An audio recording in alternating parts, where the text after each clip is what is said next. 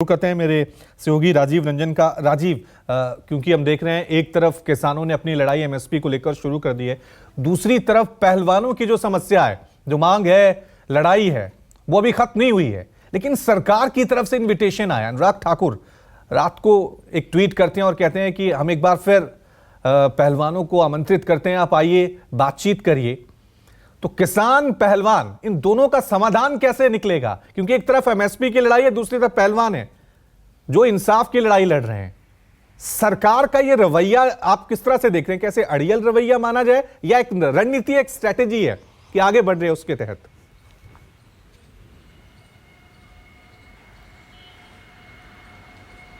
देखिए, लोकतंत्र में किसी भी समस्या का समाधान का रास्ता जो है संवाद ही है, बातचीत है, और उसके जरिए ही रास्ता निकल सकता है।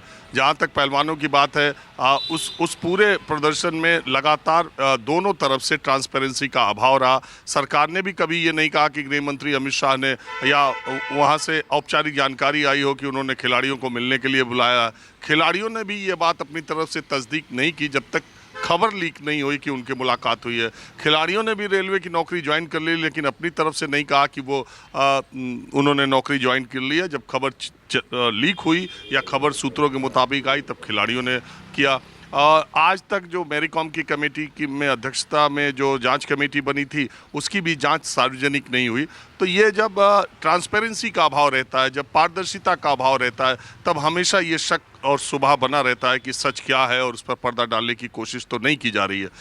दोनों तरफ से बातचीत हो, इसका रास्ता निकले और गुनहगार को सज़ा मिले, और अगर आरोप सही है तो कड़ी से कड़ी सज़ा मिले। आरोप गलत है तो गलत आरोप लगाने वाले पर उसको सज़ा मिले, ताकि भविष्य में ऐसा कोई दूसरा आरोप न लगे। जो भी है वो देश के सामने आना चाहिए। अब जहाँ तक बात आप एमएसपी की और किसानों के आंदोलन की कर रहे हैं, देखिए रवि, एक अजीब सी किसानों के साथ समस्या है। समस्या ये है कि उनके जब तक लागत के 2 गुना या लागत पर जो वो फ़ायदे की बात करते हैं, जिसकी डिमांड 50% की करते हैं, जब तक ये बातें तय नहीं हो जाएंगी, तब तक किसान इसी तरह सड़कों पर उतरने के लिए बाध्य होता है। मौजूदा जो किसान हरियाणा के हैं, सूरजमुखी का रेट 6400 रुपये प्रति क्विंटल सरकार की तरफ से एमएसपी है।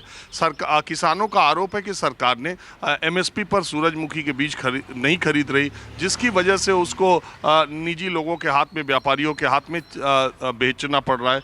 जब भी सरकार एमएसपी पर किसानों की उपज नहीं खरीदती है, तब उसका फ़ायदा बाजार उठाता है और रेट को नीचे कर देता है। ये हमेशा से ऐसा रहा है। जब एमएसपी पर सरकार एमएसपी पर खरीदती है और उस चीज़ की डिमांड या उसके भाव तेज होने की उम्मीद रहती है, तो व्यापारी उससे ज़्यादा पर दे देते हैं। दो उदाहरण मैं आपको दिखाता हूँ।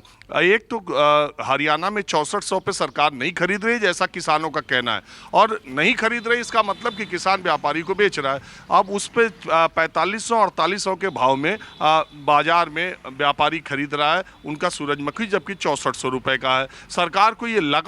हरियाणा सरकार को ये लगा कि हम एमएसपी पर नहीं खरीद पा रहे हैं या किसान नहीं बेच पा रहे हैं, तभी उन्होंने भावांतर योजना के तहत 1000 रुपये प्रति क्विंटल किसानों को राहत के तौर पर दिया। वो 1000 भी अगर आप जोड़ लोगे तो वो अगर 4800 पे बिक रहा है या 4500 पे बिक रहा है, तो वो 5500 या 5800 होता है। तब भी प्रति क्विंटल 600 रुपये का नुकसान किसानों को उठाना पड़ रहा है। अगर एमएसपी पर खरीदती सरकार तो उनको 6400 रुपये पर क्विंटल मिलते।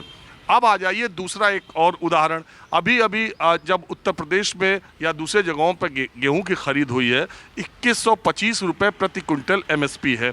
लेकिन इस बार चूंकि पिछली बार गेहूं और आटा का दाम कितनी तेज़ी से बढ़ा है आपको मालूम है, और ये ऐसा उम्मीद की जा रही है कि इस बार भी जाड़ों तक आटे का दाम बढ़ सकता है। तो इस बार किसान, अगर आप पूरा आंकड़ा दिखा लें, सारे, अगर आप जिलाधिकारियों से बात कर लें, मैं तो बात करते रहता हूँ, खाद्य अधिकारियों से बात कर लें, तो वो ये आपको बताएंगे कि उत्तर प्रदेश के किसानों ने इस बार बाजार को ज़्यादा पसंद किया। एमएसपी पर सरकार को बेचने में उनकी दिलचस्पी नहीं थी, क्योंकि ओपन मार्केट में उनको 2200, 2300, 2400 रुपये। दूसरी बात, किसान जब अपनी फसल गेहूं काटता है तो उसको आपको ले जाना पड़ता है, उसका ट्रांसपोर्टेशन का खर्चा है और उसके बाद वहाँ जाने के बाद कुछ कट भी जाता है, कुछ इस तरह का गेहूँ, कुछ उस तरह का गेहूँ। सरकारी सिस्टम में आप जानते ही हैं, व्यापारियों ने किसानों के खेत से ही 2300 रुपये में, 2500 रुपये में, 2400 रुपये में जिसका जैसा गेहूँ था वो खरीद लिया। तो वहाँ पर सरकार कहती रह गई, लेकिन किसान गेहूँ बेचने के लिए उस संख्या में नहीं आए। तो ये दोनों तरह की बातें हैं, लेकिन किसान के साथ मजबूरी ये है कि आज की तारीख में पिछले 10 वर्षों में महंगाई की वजह से उसकी लागत बहुत ज़्यादा बढ़ गई है। तो वो हमेशा बाजार और एमएसपी के बीच में पिसता रहता है और इसका एक कोई फार्मूला नहीं है। अभी आप देखिए, मैं कुछ दिनों पहले गया था, 1-1.5 रुपए किलो टमाटर किसान का खेत से बिक रहा है। आप पूरे दिल्ली एनसीआर या कहीं भी 20 से 25 रुपए में टमाटर बिकता है। तो वही किसान जब अपने खेत में 1.5 रुपए 1 रुपए का टमाटर किलो का बेचता है और 5-10 किलोमीटर दूर बाजार में आके देखता है कि उसका टमाटर 20 रुपया 25 रुपया बिक रहा है, 18 रुपए बिक रहा है, तो उस पर क्या बीतती होगी। और आप बताइए कि किसी फसल का, किसी भी सब्जी का अगर 1 क्विंटल का 150 रुपए 100 रुपए किसान को मिलेगा तो उसकी लागत निकल पाएगी क्या। किसान की लागत, डीजल महंगा, यूरिया महंगी, खाद महंगी, सब कुछ महंगा होता जा रहा है, पढ़ाई महंगी, इलाज महंगा।